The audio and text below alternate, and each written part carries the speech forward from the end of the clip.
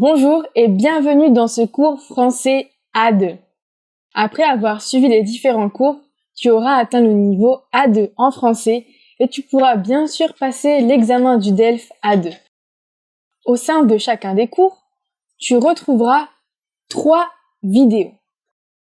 Une vidéo de grammaire, une vidéo de lexique et pour finir, une vidéo point culture et ou phonétique. Accroche-toi bien et bon courage.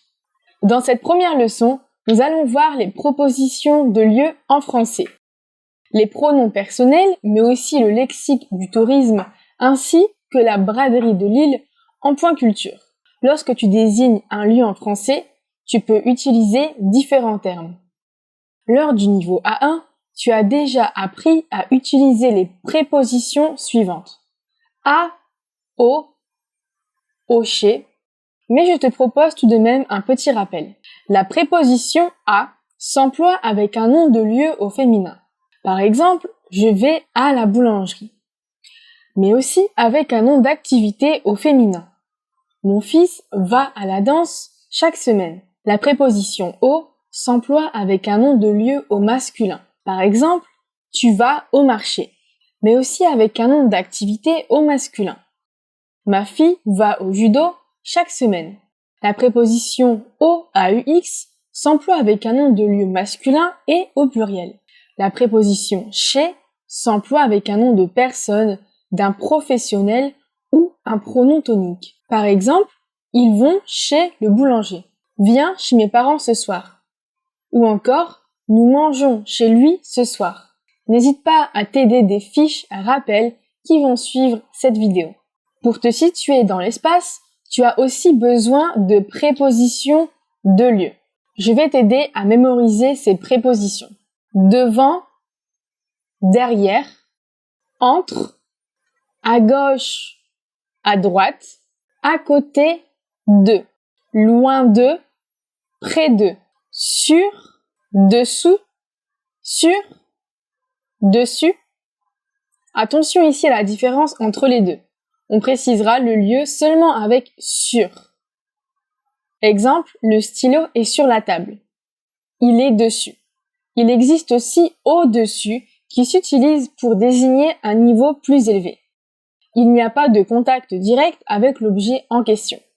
Exemple, le cadre est au-dessus de la télé.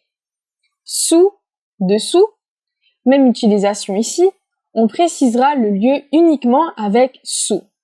Exemple, mon sac est sous la chaise. Il est dessous.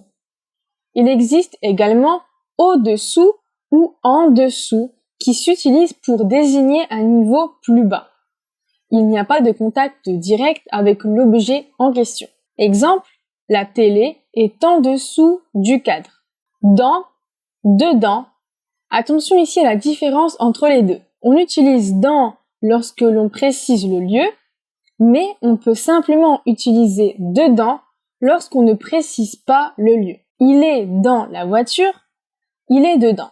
Voyons maintenant, pour finir, les pronoms personnels compléments d'objets directs et indirects. Premièrement, les pronoms compléments d'objets directs servent à remplacer des noms de personnes ou de choses. Ils répondent à la question qui ou quoi. C'est donc en fonction du nom que tu veux remplacer que tu vas choisir la forme entre me, te, la, nous, vous, les. Exemple, il me regarde. Il regarde qui? Moi. Elle t'appelle. Elle appelle qui? Toi. Je l'écoute. J'écoute qui? Le prof. Lui. Tu nous remercies. Tu remercies qui? Nous. Ils vous connaissent. Ils connaissent qui? Vous. Je les entends. J'entends qui? Les enfants, eux. Pour finir, les pronoms compléments d'objets directs. Ils remplacent un nom de personne ou d'animal et jamais un nom de chose. Ce nom ou ce groupe nominal a la fonction de COI, complément d'objet indirect. Il répond donc à la question « à qui ?» Exemple, il me parle. Il parle à qui? À moi. Elle t'écrit. Elle écrit à qui? À toi. Je lui réponds. Je réponds à qui?